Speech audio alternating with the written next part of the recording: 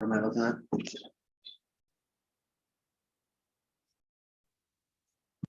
That SWOT analysis. No, you can bring that up. Okay.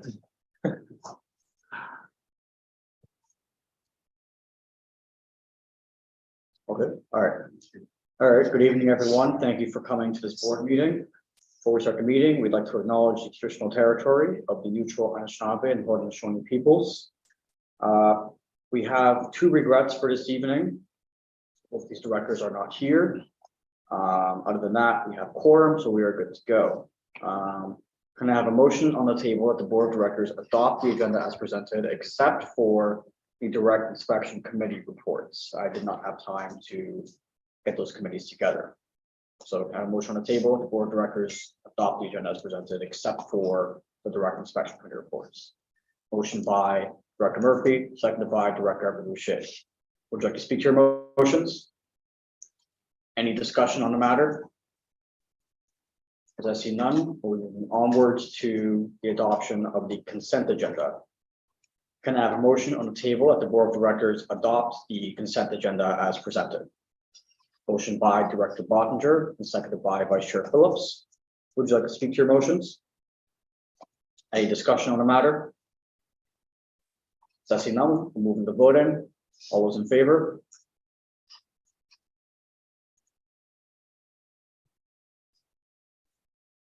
All those opposed? And any abstentions? Okay, so I see none, the motion passes with unanimous consent.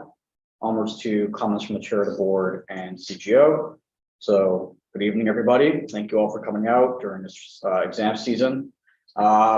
First off, I'd like to make a remark that we have reached a tentative agreement with the contract faculty. Very glad to see that students will have uninterrupted learning for the rest of the term.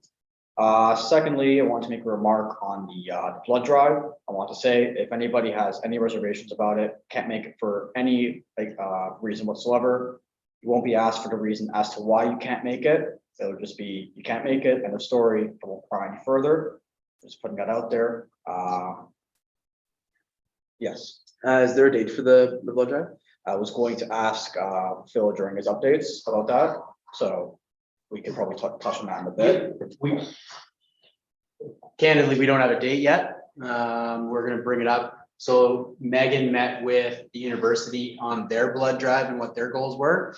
And so we were going to discuss it at the staff meeting in December, which I want to say is the 7th, whatever the first Wednesday of December is, which I'm pretty confident is the 7th, is when we're going to have that. So we can have that to you pretty quickly. Okay, cool. So we'll just put a pin in that and come back to it after.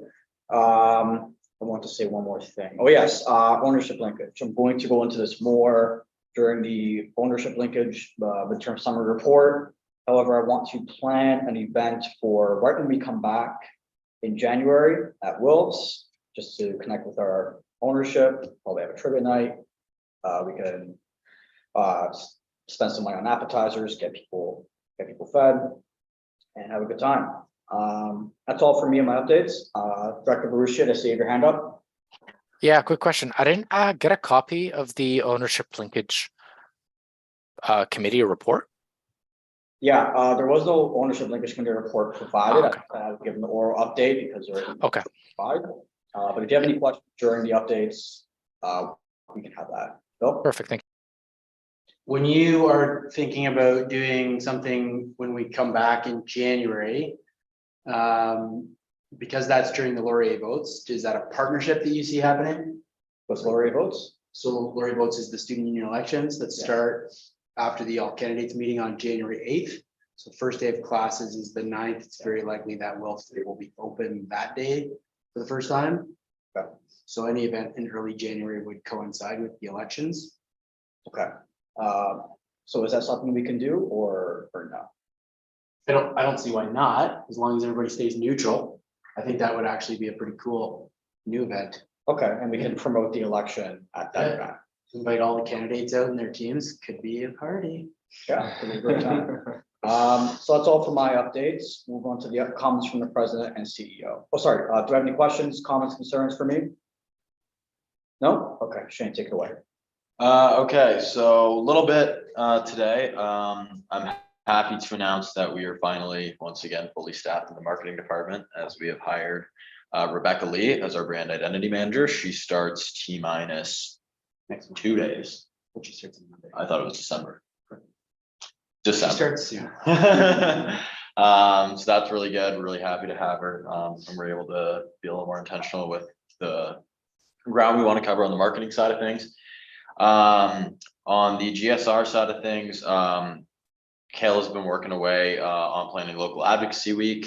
On top of that, we've been kind of more so building out the campaign and how we can be intentional with providing candidates with as much information as possible with respect to not only kind of like the ground rules of the Laurier votes, but also like the logistics of like, oh, this is how you'll like, because you know, you also have to like book rooms in the concourse, like how you go about building like a vision for your campaign. So I think that's something you know, not everyone has the most access to that information. The only reason I was able to have that information was because my campaign manager had ran a campaign before. So I feel like that's a good tool to provide to not only be used this year, but also it'll be a video, so it can be used year after year. So I'm happy about that. Beyond that, we're wrapping up Health and Wellness Month with Canvases for a Cause. We have a couple of debriefs we want to go through because we have some points of improvement we want to implement for March when we do Health and Wellness Month again. And we still have some hoodies kicking around, limited supply in case anyone's interested, but we're looking to sell those by the end of the term. A couple weeks ago, I presented to the Student Affairs leadership team regarding my definition of success at Laurier and the successes and barriers for the students union this year. And then finally, I might be jumping the gun a little bit on this one, but you might have noticed that both of the executive leadership reports this week were non-compliant as a result of some information that needs to be on the website, not moving from the old website to the new website. So I discovered that actually as a result of having to work on these executive leadership monitoring reports. So now that that's on our radar, we're working away. Director Boucher. Got a quick question. I'm looking at the page 4. The policy wording of EL2J1C is, I believe, out of date with the previous changes that we previously passed as the board. So that's the first comment. I want to make sure that it is to date or isn't up to date. The second part in regards to the of the comments from the CEO, I just want to extend again my deep gratitude and thanks for the amazing job that they're doing on the Brantford campus. I recently attended 2 different or a couple different student union events, between the great success that was Tinder Tales to the trivia night, and as well as the Brantford like a scavenger hunt and like pasta night as well. All of these events have gone over exceedingly well. Great successes. I've heard a lot of really good feedback as well as personally enjoying them. So I just want to, you know, hats off to the perfect execution in these awesome events for students. I'll pass those sentiments along to the team down in Brantford, and good catch on EL2J1C. Yeah, I think the way this goes is I'll represent these monitoring reports back to the board once they are in compliance, and obviously that'll be part of the updated version. Just one thing, since we already approved of these monitoring reports, again, and omit EL2J. Right. It's actually also, I just caught, it's EL2J1C as well as, I believe, EL2J. Wait, where's the other one? Yeah, EL2J1D. I think may also be out of date. I'm pretty sure, but I don't have the updated policy manual on hand right this second, so I can't verify. But I did. Or is it EL2J2? Sorry. I can, Director Rashid, I'll like when I go back and do it, I'll vet all of them. So Okay. Perfect.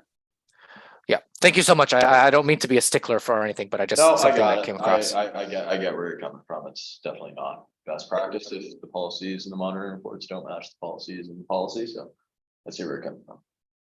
Okay, so with that, can I have a motion on the table to adopt the monitoring reports on the consent agenda, except for EL2J, which will be presented at the next meeting? Directed by, motion by Director Leclerc and seconded by Director Murphy. Would you like to speak to your motions? Any discussion on the matter? Yes. I just had a quick question about EL2J, I guess that's on page 10. It's marked as non-compliant. The evidence says all sections of EL2J are in compliance. Was that a typo or was that part of the, what's the reference? The whole thing should be non-compliant because if one section's non-compliant. Right, okay. So then, yeah, that's a typo. Okay. If it's a typo, what page is that? It's on page 9 and 10. I have non-compliant, weird. I have non-compliant there. Scroll up. Scroll up. Where do you see compliant? Says, with respect to the hiring of unpaid staff, the president shall not allow conditions that are unfair, disrespectful, prohibitive, biased, or ambiguous. And then compliance will be demonstrated when all sections of EL2J are in compliance. Evidence all sections of EL2J are in compliance. I report the sections non-compliance. Yeah. Oh, okay, yeah. Yeah, but the section, okay, gotcha. I was looking for bold letters. to be fair. Okay, so we have two motions on the table on the seconder.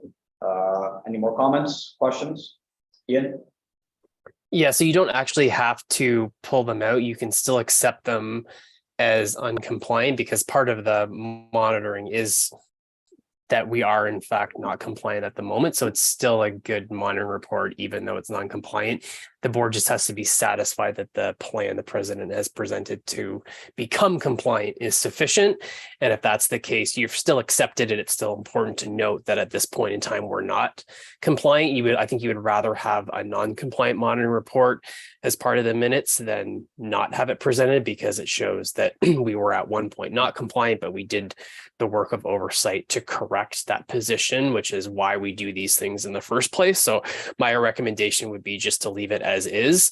And then when they come back, the minutes will note that the president followed through on the plan and met the criteria that the board kind of provided to resume compliance, and then you would mark them compliant. So you've shown kind of your progression from identifying an issue that needs to be corrected, communicating that to the board, setting a timeline to have that fixed, and then fixing the problem. So it shows that kind of arc of policy oversight, which again is the whole reason why we do these processes. So it's actually like a snapshot of a good news story about the process working properly. Okay, before I make my comments, Director Barucci, do you have anything to say? Yeah, I just wanted to double check, since we did recently amend the EL2J suite of policies, and maybe when we the next time they come back, just I think it would be a good idea to just make sure that all of the wording has been put up to date, because I assume that there's a preset form that you're using, which is completely fine. I use that in my professional life all the time. Just since you're already going to be updating them and verifying and getting them back into compliance, we might as well, since you're already going to be doing the process, to make sure that all of the policies being scrutinized are the wording of them is up to date. So yeah, thank you. I agree. Okay, so I agree as well, Director Barucci. I think we should go forward and amend this monitoring report to not include AL2J due to just not updated wording, and we'll have it presented at the next meeting. So we'll move to the voting process. All those in favor?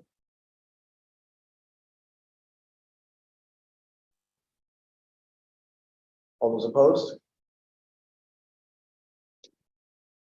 And then the abstentions. Okay, as I see none, the motion passes with unanimous consent. And move onwards to the comments from the Executive Director and COO.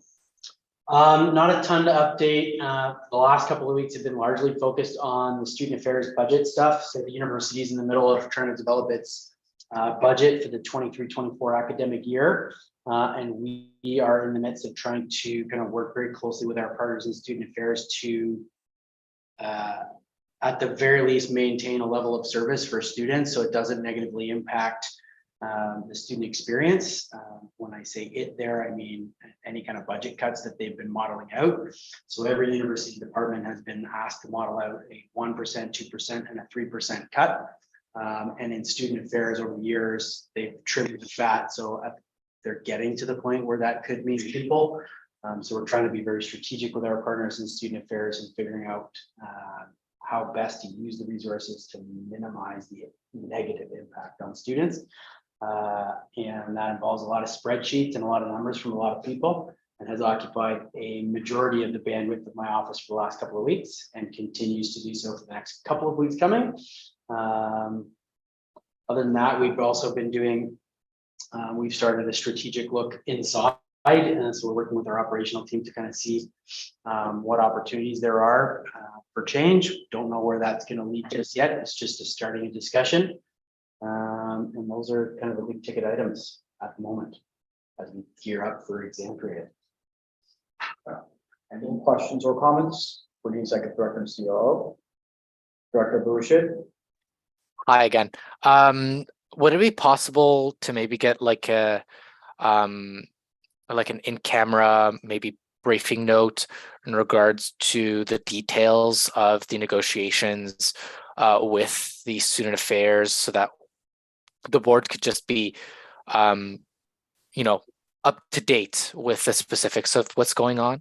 I'd like to, I don't intend on like directing anything. I'd just like to know where we're going and maybe suggest potentially any sort of things that we could do to better that. That's As of right now, to the best of my knowledge, there's no board meetings scheduled for the rest of this term. And one of the things that's on the agenda is to establish, I believe at the very least, January dates, another topic of discussion.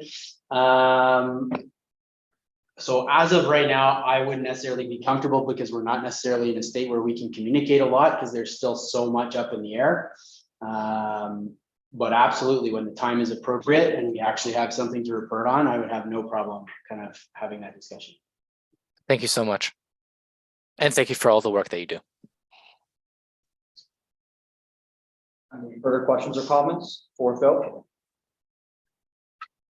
Okay, I see none. We'll be moving onwards to the referendum question review. So I hope all of you had the opportunity to review the referendum questions. As far as I see them, it's mainly just reinstating KPMG as our auditors, reinstating bus passes that students have, and rewording some language to fit provincial policies. So I did have one question. I'm gonna find it here. Yes. So I'm looking at page 23. And I'm looking at one of the fourth last point from the bottom. It says amend Article 4, Section 6. A director shall be automatically removed, subsection D, from if he or she enters the bankruptcy to a person who has the status of bankrupt. So can you please elaborate on that? Like what encompasses bankruptcy of a student and how that would affect their position on the board? If either the executive directors have an explanation for that. Ian? Yeah, so that reflects the exact language of the clause that exists in the Ontario Not-for-Profit Corporations Act. So the language we're changing it from was the language that was previously reflected when we were following the Corporations Act. And now that we're required to use the language outlined in the new legislation, it's purely the language outlined in the act. So I would imagine if we were to refer back to the legislation, there would be some guidance in terms of what that represented. And then there is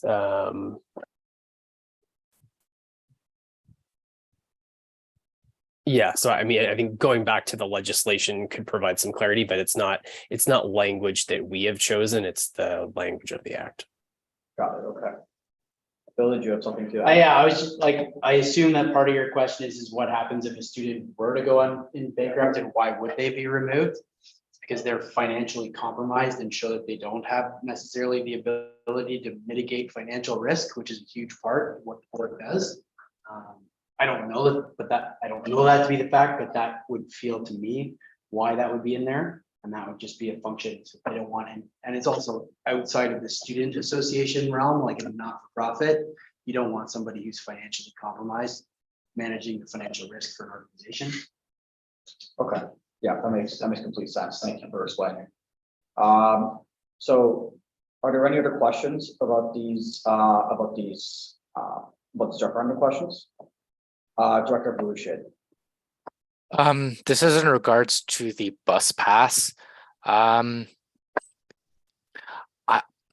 Based on the conversations that I've had with a lot of Brantford students, they don't really typically find much use or value in the, actually, go ahead, Phil, actually.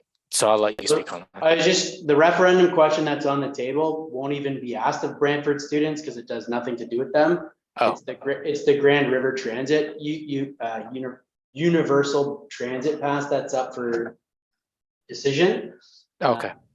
The Brantford, so basically what happened was when that agreement with Grand River Transit expired, they wanted to increase the fee past our non-tuition threshold. And so in order to be able to go up by a certain percentage, they had to go to referendum, which is where this is going. It's been delayed for a couple of years because obviously COVID had a lot of games to play with the transit pass. The Brantford Transit Pass is a totally different animal and it's a much lower dollar value for Brantford students. Mhm. There are a lot of Brantford students that do get value out of that. And Okay. we get tons of complaints about Grand River. I'm not sure we've ever gotten a complaint about the Brantford Transit, but I'm happy to take them if there are that. Right.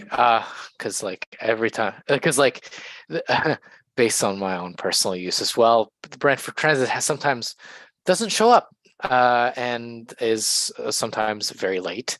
And so like and typically like even for the summer, you'd have to pay to extend the pass. So doesn't really provide as much value. But I mean, if it needed to go to a referendum, that would be the perfect time for Brantford students to vote yes or no against it. I didn't know if it was if they would be voting on something like. No, they're on different timelines and different transit authorities, so that is not up for referendum on the Brantford campus this year. Okay, perfect. Thank you. Okay, I have one more question. I'm looking at page 23, point number 5, to say amend Article 3, subsection 12, to include that each member has the right to exercise their vote at an annual meeting or special meeting through telephonic or electronic means. So just a quick point of clarification. I just want to make sure that we have that electronic voting that's going to be set up or planned to be set up. So it's going to change a little bit of how the Students' Union does its business in terms of the elections, which is essentially what this is saying. But in terms of electronic voting, like we've had electronic voting, I want to say for like 12 years or something like that. And so nothing really changes there. What ultimately will change as a result of some of the language that the new act is telling us is that how we have historically done our annual general meeting doesn't fit in with compliance with the legislation. So we need to come up with a different way so that annual general meeting will become a smaller quorum event that will likely take place after voting day. So for example, it'll be very similar to an official ratification of the results. So for example, once we have an election for the 12 board members, we would then at that annual general meeting present those 12 board members for ratification at an annual general meeting. And of a quorum of significantly less than 10% of the student population, we would be able to approve those results. Got it. Okay, cool. That makes sense. Okay, any further questions or comments about any of the referendum questions? What sort of risk does that open us up to if we need less than quorum to, yeah. So it doesn't necessarily open us up to risk because the annual general meeting process that we call our annual general meeting process still happens exactly the same way that it does. all it does is it takes an extra step. In fact, it would probably give us a little bit more risk mitigation by taking the extra step to make sure that everything's on the up and up and buys us a little bit of time. So for example, we would still need 10% of the student body to make the election results, quote unquote, official to go to the ratification process of a smaller quorum. Ian? And just to add on to Phil's point, if the referendum question with the new annual meeting process were to pass, we have a subsequent recommended update to the policy manual, which would then entrench the 10% quorum requirements for the president and board of directors meetings in the annual meeting directive. It's in the policy manual, so it's just a matter of shifting where those requirements lie. So the 10% would stay. It's just part of the larger vote of the members that we use to create the 10 board members that would then be voted in at the annual meeting. If there are other community organizations, for example, I was served on a community board where you were essentially interviewed, and then the people who made it past the interview process were voted in at the annual meeting, but it was they already had the successful candidates at that vote. So we're doing a similar type of process. We're just using a more formalized vote given the nature of our organization and the fact that we have this history of using a vote. And then at the annual meeting, the ONCA gives us the ability to have that meeting both in person and digitally. So it's both kind of updating our process to be compliant as well as modernizing what we've been doing. Yeah, and one of the things that the legislation, it doesn't take student associations into account. So like for an organization that it would be the size of ours outside of the post-secondary environment, quorum would be significantly lower. So it would be, for example, like a percentage of the people that actually showed up for an annual general meeting, which if you had 5 people, it could be 4 people. So I'll be honest, when we met with the lawyers about the advice on this, they had a really hard time wrapping their mind around how our organization actually worked and how our annual general meeting piece worked. So this is just kind of a way to kind of comply with their recommendation under the legislation while maintaining the integrity of what we do. Another good example of how we kind of pick and chose what made sense from the legal opinion. The lawyers recommended that all of our board meetings be essentially in camera, that it made more sense for them to be closed session. So obviously in an organization like ours, that just doesn't work. So we kind of navigated the recommendations based on what was required of the act versus what was recommended by the lawyers that didn't really necessarily meet the threshold of the transparency that's expected of us from students and what's practical from, again, that student organization lens.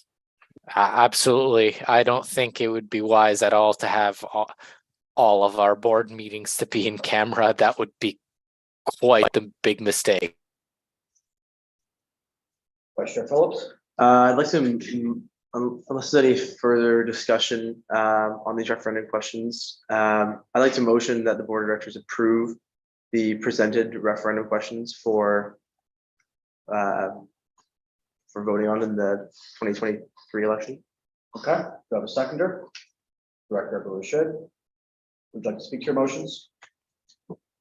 Any further discussion on the matter? Okay, so I see none, we'll move to voting. All those in favor?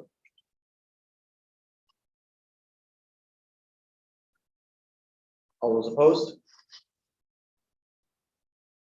And any abstentions? Okay, as I see none, the motion passes with unanimous consent. Onwards to the Ownership Linkage Committee midterm summary report. So unfortunately, we could not have an event with the ownership linkage this semester. I understand that's not in compliance with the policy. However, we will be taking steps to revive that by having more events in winter term. Some of the things I talked about were potential events in January as a Wolf's Night, in combination with laureate votes to get candidates out there to get people to vote.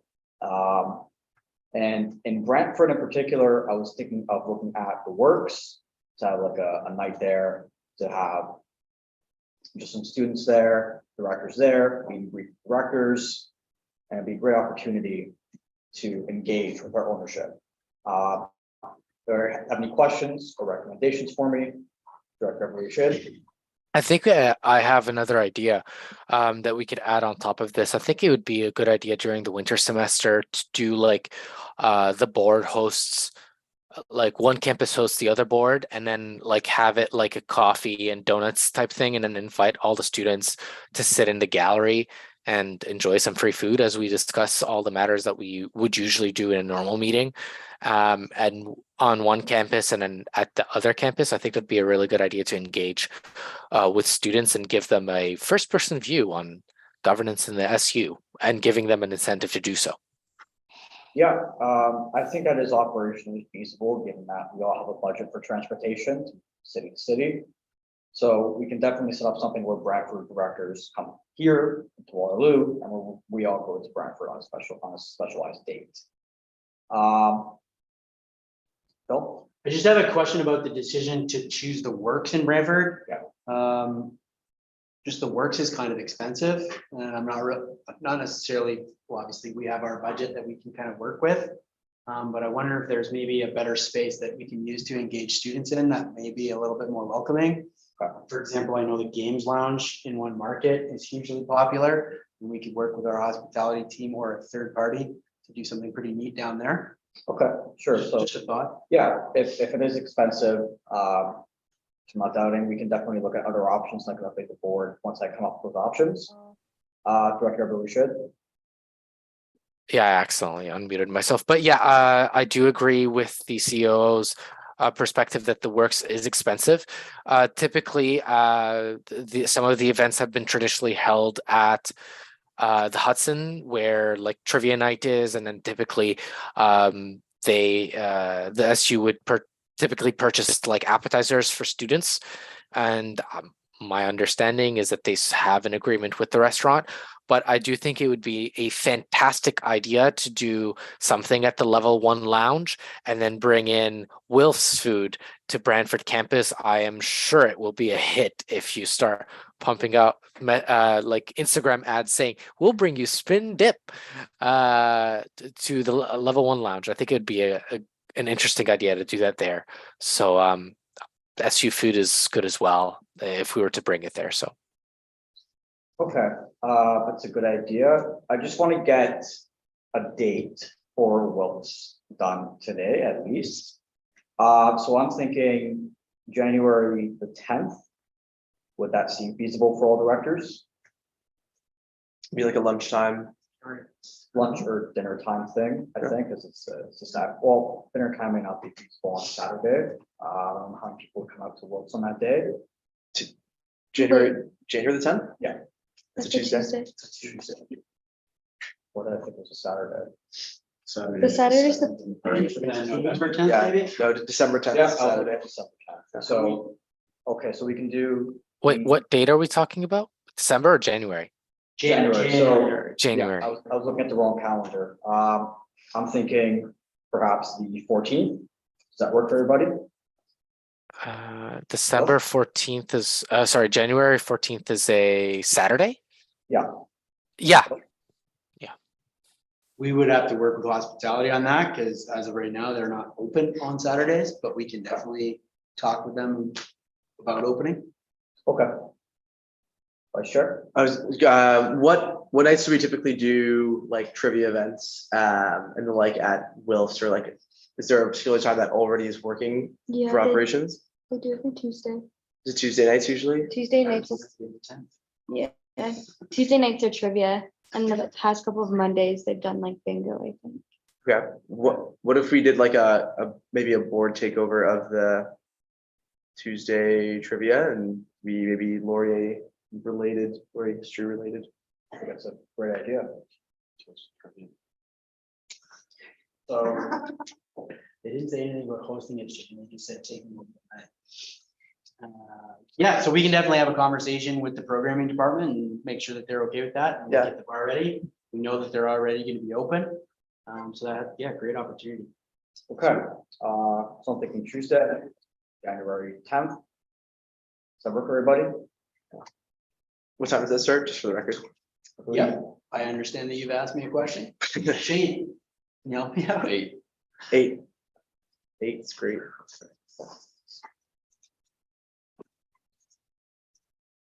at least that's maybe starting this semester. I don't know if there's plans to change. I don't see why I they feel would. like, I but- feel like eight's pretty reasonable. Okay, now, we could try to schedule something for the Hudson in Brantford. That would be a bit more difficult, require a bit more planning to get directors to Brantford. So I'm thinking we can do it a couple of weeks out from January the 10th. Possibly a weekend, so it's conflict with classes or things like that. So let me just look at my calendar right now.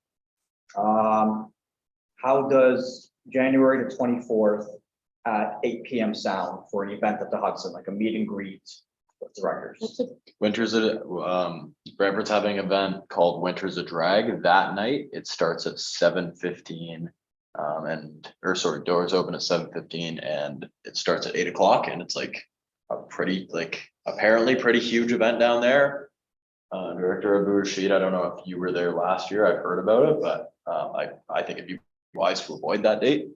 Okay. Also, the 24th is a Tuesday. I really need to look at my calendar more carefully. Okay, so how about the 28th Of January. of January? Could also be good at social to bring the board elect to. So that could be- Yeah. that could be fun. Yeah, that would be a great idea. And then in theory, we'll also have a new Brantford director ready to go for whatever meeting is after the elections. So that could be great too, actually. Okay, so Saturday, January the 28th at 8 PM. Does that work for everybody? Yes, no, Yes. maybe? I have a quick question. How is the process, what process are we going to be doing to be electing the special Brantford director? Like that special by-election, are they gonna have to, would they be eligible for, like the next year's seat as well as this year's seat, or how does that work? They'll have to run both to be on both ballots. Do they have to fill two packages? Yeah, there's the one is the Brantford special is a special election. And then the normal Brantford election. So there's two separate nomination packages. Okay, because that wasn't very clear based on the information that was shared with me, but I will share it to people. Who shared the information with you? I just found it on Instagram. Okay. Would you like the programming department in Brantford to reach out to the name of the bar that I can't remember? Hudson's? Just to kind of, they already have that relationship. It might be easier to kind of set something up. Sure, that sounds great. So yeah, just keep me in a loop with that conversation too, this way I can have an update as to what the status is. And yeah, that's all for me in this discussion. Are there any questions, comments? Yes, Director Murphy. Is the transportation to Brantford going to be arranged, or are we expected to get there on our own? Bill? What I might suggest is as we kind of reconvene in January, we can definitely have that discussion so that comfortably ahead of time, you'll know what the opportunities are. Because we've done a couple of different things, a couple of different ways. So like we have, we've rented vans, we've rented buses. Although buses are not particularly reliable these days from what I understand, but yeah, we'll figure out a way. Okay. Any further discussion on this matter? Any other questions before we move on? No? Okay, so we'll get those events in order and we'll reconvene in January. So we're not doing the direct and special committee reports tonight, so we will move onwards to the winter term meeting schedule. Now, unfortunately, not every director has gotten back to me about their availability. Some directors have, however. So my thinking is we can set up tentative meetings for the first meeting of January. This way it gives directors more time to actually get their schedules in, work schedules, things like that. Yes, Phil. I'm just, again, I don't know when everybody plans on coming back. So I'm curious if the first week of non-classes, if that's an opportunity for you guys or not. I'm not suggesting that necessarily, I'm just curious. So that would be, Because Laurier reopens on the 3rd. Classes don't start until the 9th, so I don't really have any idea when people plan on trickling back. I know that for us operationally, a lot of staff will probably take a chunk of that week off. I think it's good to not have a board meeting that week because we just don't know what everyone's schedule is gonna look like by then. They'll still be on break. I think it's good to like respect that break as well. So I think it's good to have it the second week of January. So the week of the 9th. Yeah. Would it stand to reason to do it before the event on the 10th? Basically to inspire people to come out and be active on the 10th? Yeah, we could do that. So in terms of availability that I've gotten from directors, I have Mondays and Wednesdays from 8 PM onwards, and Tuesdays and Thursdays from 7:30 PM onwards. So which days do people prefer?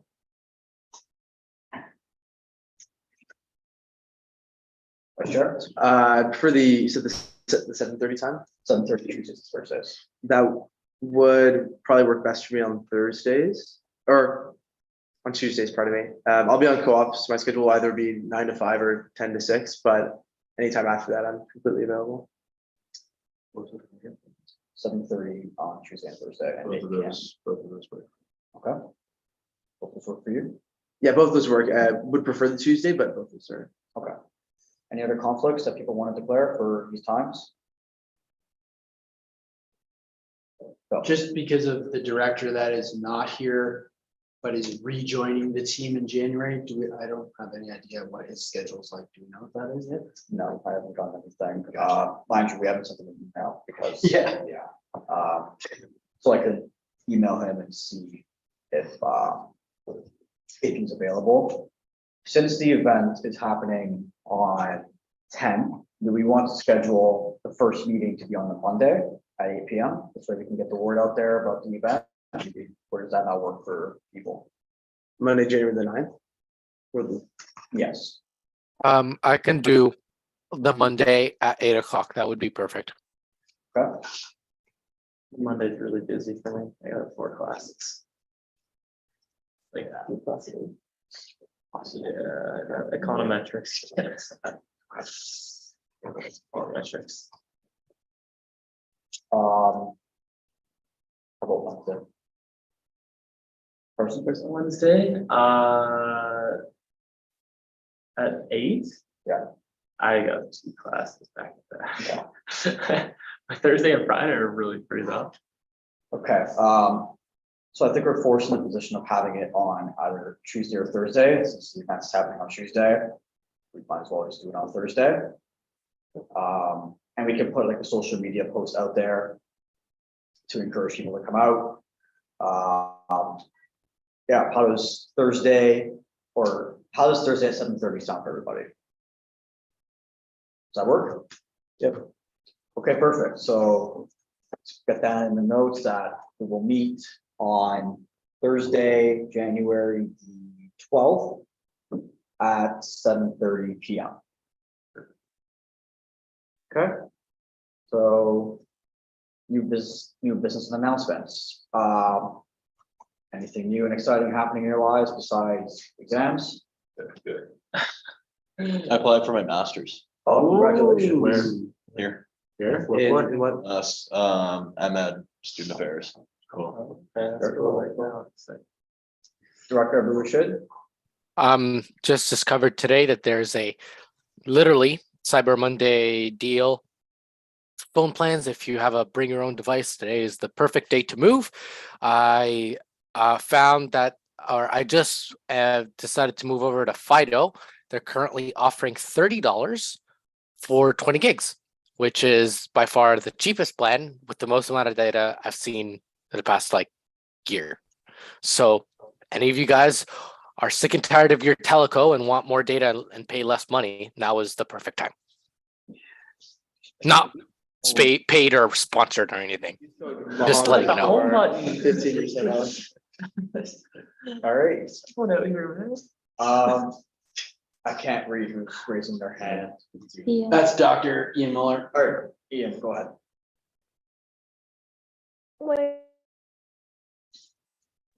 Yeah, so just a couple things. We had one other item that we forgot to ask to be added to the agenda, which is respect the Laurier votes events during the campaign period. And just before we potentially discuss that, if people haven't already seen, there are information sessions that have been booked before the end of the break. So I'll just go over those particular dates. Right now, you're all welcome, and if you're able to come, that would be great. Myself and Kayla Han will be kind of taking the lead on hosting them. The first one is December 2nd at 3 p.m., December 6th at noon, December 8th at 8 p.m., and they'll be both virtual and boardroom participation options available. So we'll make sure to have lots of clarification regarding the Brantford special election. And I'll connect with marketing about putting out some additional messaging just so that that distinction is clear, because it is pretty unique to this year. But those are the three different sessions for some of the kind of nitty-gritty details, going over some of the main election policy points of emphasis, as well as giving candidates an opportunity to ask questions, and then it kind of point them to some of the resources that Shane has mentioned and the things that we'll have kind of available throughout the lead up, and then obviously stressing the importance of the deadline for the nomination packages. And then the other more substantive point was kind of revisiting what the kind of main components of the campaigning period are and whether they still have value. So traditionally there have been a couple election debates for the presidential candidates, and then the board of directors candidates have had kind of open forum sessions, and it's particularly the open forum sessions for board of director, senate, and board of governor candidates that we're kind of looking for some feedback on, because I would say they haven't really done a good job of kind of showcasing what the roles are and providing candidates with kind of an adequate opportunity to kind of demonstrate their particular skill set that fits the role. So we were just kind of hoping to provide an opportunity to kind of have a brief chat about like what some alternatives can be. Do people have strong opinions about what some of those components may be? Obviously, we're kind of in a bit of a weird spot right now, because operationally we're kind of taking the lead on some of the stuff that normally would be the governance coordinator, as the CRO would be spearheading, but we don't want to delay these things until that process is finalized, which is why we're taking a bit more of a direct role in kind of getting these things moving, so that all our timelines are kind of as per usual. But we are looking for some feedback in terms of what is most engaging and makes the most sense for some of those like marquee campaign events. And Phil may have some additional kind of context or things he may want to add. Not really. I just, for the however many years I've been here, especially over the last like more than a handful, I find that the open forum it's Ian's kids, it's fine. It's more performative than anything. So a lot of candidates kind of stuff the question box. Obviously, there's not an actual question box. With either softball questions from their team, or they try to plant gotcha questions to other candidates. And most of the people that participate in the open forum, the way that we've done the open forum historically, already know which way they're going to vote, because they're usually all part of a campaign team. I know it's your team, but typically the sitting executive team gets butthurt because it's a lot of people basically saying, hey, we think you haven't done a very good job, and here's a whole bunch of stuff will change. So we're just like, we think very strongly that there's an opportunity to rethink what it is that we're doing with our candidates. We've started with the nomination packages, where we encourage board candidates not to build a platform, because that's not how the board works. And it could start to really kind of talk about what board candidates and presidential candidates actually bring to the table and would actually realistically do in those particular positions that they're running for. And we think that by doing something different than the open forum, that's a real great opportunity for us. But not our decision to make. We just kind of wanted to see what you guys thought. Okay, so we'll discuss this for a little bit. Before we start, Director Rushi, do you have any comments? Yeah, I had basically like two questions. One, when are we going to be hiring the governance? What is the plan to hire the governance coordinator? That's the first question. The second question revolves around uptake. How's the uptake compared to last year on the applications on the Brantford and Waterloo campus year to year? How does that look like? So first and foremost, the governance coordinator position has been posted and will be coming down The 8th. the next week, on the Thursday, I think. And so we'll kind of organizing work with that hiring committee, which includes Francesco, Ian, and an HR human, which could be either a staffer or an executive. And we will schedule interviews at that time. So we're gonna work with people's schedules. We don't want to interfere too much with exams. As for the second question, I'm not entirely sure I know what you mean. Are you talking about applications for like board of director nominations? Is that what you're referring to? Like in general, like what's the uptake on the senator, board of director, and president, as well as the board of governors, since that's another option as well. We don't typically get those numbers until usually in January.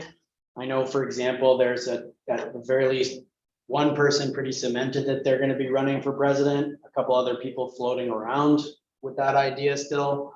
And haven't heard boo about any of the other positions, to be honest. And we generally don't get packages in until, after or a few days before, up until right at the deadline. So people tend to wait and submit close to the deadline. So we won't really have a good idea of where we're at until, I would say, that first week back in January.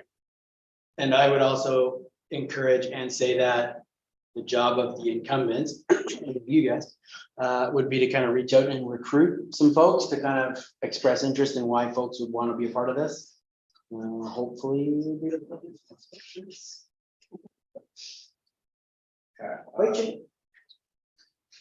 Director Rushi, do you have any further questions? Thank you so much. That was my last question. Okay, so let's move onwards to the discussion of alternatives for the open forum. So in my opinion, I think it's good to have something like a meet and greet with the candidates. This way people can go up to candidates, ask their questions if they like.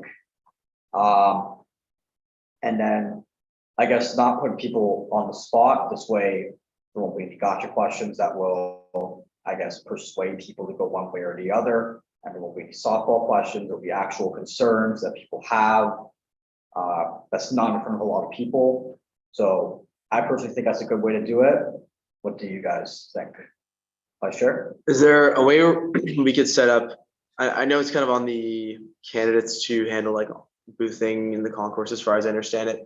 Is there a way to set up where like all of the candidates have to in like one day have their own table set up and booth, or spend some time in the concourse? Trade show?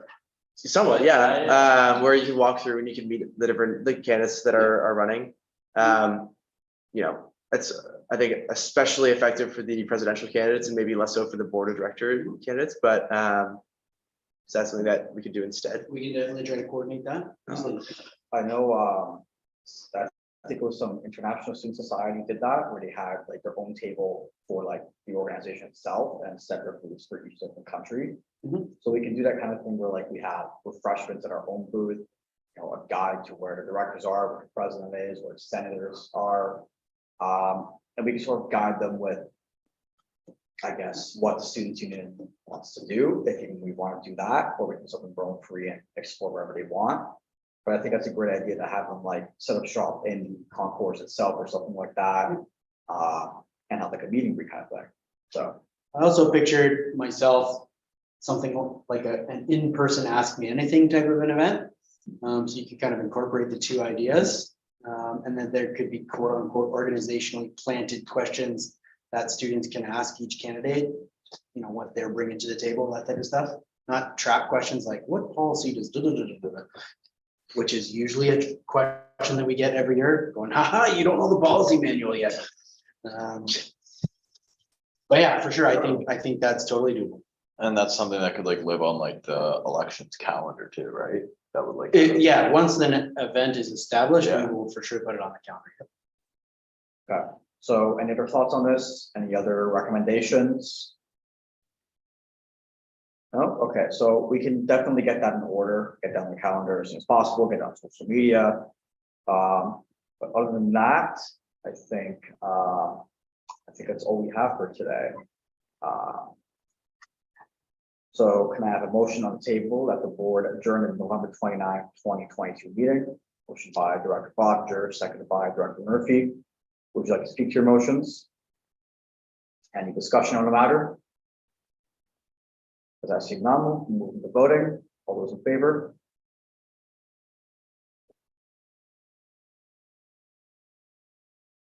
All those opposed? Many abstentions.